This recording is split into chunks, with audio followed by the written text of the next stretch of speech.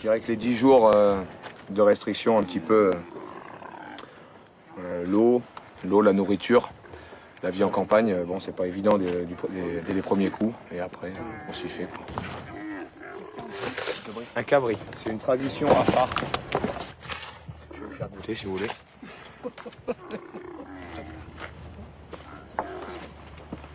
Allez-y, bon appétit. Ça a l'air très appétissant. Oh, c'est très bon. Très bon. À Djibouti, il y a 2900 militaires qui représentent les forces françaises. L'endroit est stratégique car c'est le seul pays francophone de la région, un pays qui fascine le colonel Gauthier. Allez, en avant! Allez. Là, c'est le départ de la patrouille. C'est une densité de population très faible. C'est capable de se débrouiller avec pratiquement rien. C'est quand on rencontre quelqu'un, de rencontrer quelqu'un qui ne parle pas notre langue, tout en étant capable de partager des informations. C'est cet ensemble de choses qui rend ici l'entraînement extraordinaire.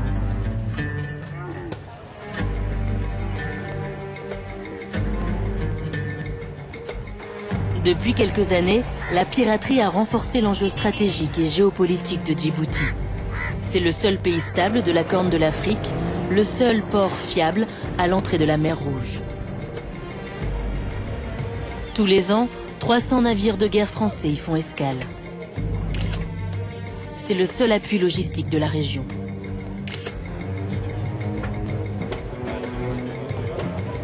Sur le pont du Lafayette, je rencontre son commandant, Éric Delpoule. À côté, c'est l'effervescence. Ils ont 30 heures pour faire le plein avant de reprendre la mer. Le port a changé parce que les types de navires a changé, la nationalité des navires a changé. Il y a 17 ans, c'était essentiellement des navires français. Aujourd'hui, vous avez des navires français, encore évidemment, mais vous avez tous les navires de l'Union européenne qui sont là, et pas seulement. Lorsque vous voyez, si vous regardez là-bas, vous avez 2 navires japonais qui sont à quai à Djibouti. Vous avez un petit peu plus loin d'autres navires de l'Union européenne. Et vous avez ici, effectivement, en moyenne, très souvent, 4 à 5 navires de 4 ou 5 nations différentes. Les militaires américains sont déjà là, les Allemands et les Espagnols aussi. Soucieux de sécuriser cette zone essentielle pour la pêche et le commerce, les Japonais s'apprêtent à ouvrir une base. Dans le golfe Persique, entre l'île de Socotra, qui est là, le nord de Socotra, et Djibouti, se concentrent depuis un an la plupart des attaques des pirates. Les pirates partent des côtes somaliennes, ici, et vont relativement proches, en une nuit de navigation, se retrouver sur cette route maritime et attaquer les différents bâtiments qui passent. Nous avons une autre base, effectivement, à Abu Dhabi, donc dans le golfe arabo-persique, qui est une nouvelle base française. C'est un appui extrêmement précieux également pour nos opérations dans le golfe arabo-persique, mais c'est tout de même extrêmement loin. Voici deux pôles de soutien pour 2 opérations de nature différente. Voilà. Ici les pirates, là plutôt le terrorisme ou bien la menace que peut faire peser l'Iran dans la région. La présence militaire étrangère est un vrai business pour le gouvernement djiboutien. Pour avoir une base, les Français paient 30 millions d'euros par an. Les Américains, 30 millions de dollars. Oh, Pas mal. pas mal. Pas mal. Récemment, 2 banques yéménites et 2 banques malaisiennes se sont installées dans le centre-ville. Pour plaire à ses nouveaux partenaires, Djibouti se fait une beauté. Petit à petit, les centres d'intérêt économiques se déplacent et les pays du Golfe et d'Asie dament le pion aux historiques pays européens.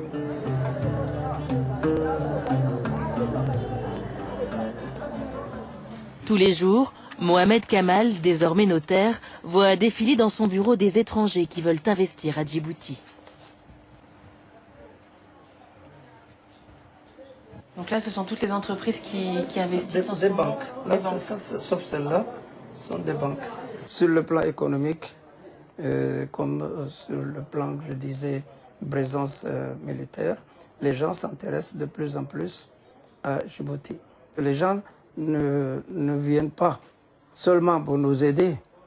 Hein, de combler un déficit budgétaire et que nous n'allons pas les voir non plus pour leur demander de nous aider parce qu'il y a ceci ou il y a la famine ou il y a ce. Non, ils viennent parce qu'ils trouvent intérêt chez nous. Nous, on pense qu'on est amis de tout le monde et ennemi de personne, dans le sens où, voilà, vous savez, on peut voir les Iraniens, on peut voir les Cubains, on peut voir les Français, on peut voir les Américains.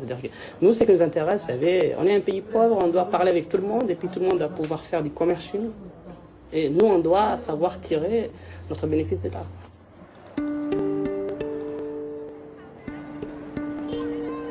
Tirer son bénéfice car le pays rêve de devenir un petit Dubaï. Certains en profitent, d'autres y assistent comme ces femmes qui vendent des bonbons, du cat et des boissons devant le port de commerce.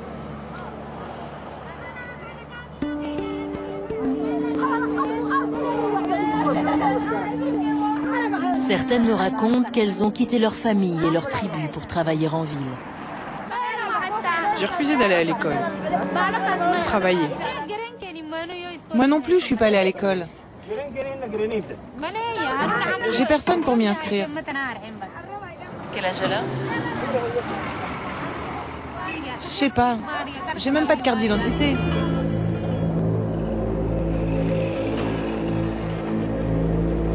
La ville se construit, la ville se nettoie, les quartiers insalubres sont détruits, de nouveaux projets voient le jour et il n'y a pas de place pour tout le monde.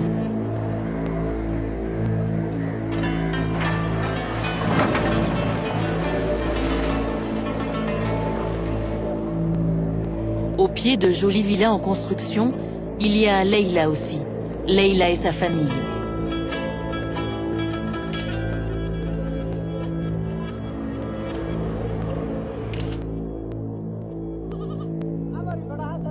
Entre deux planches de bois et quelques bouts de tôle, elle prépare de la soupe pour les ouvriers et les employés du port.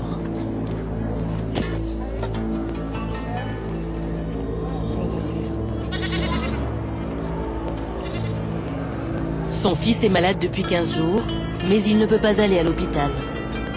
C'est trop cher.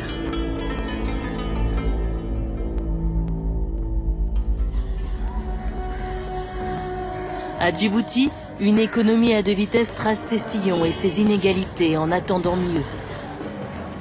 Mieux, ce sera peut-être un renforcement de la présence militaire et de ses retombées économiques. Car juste à côté, il y a le Yémen et ses nouvelles menaces terroristes.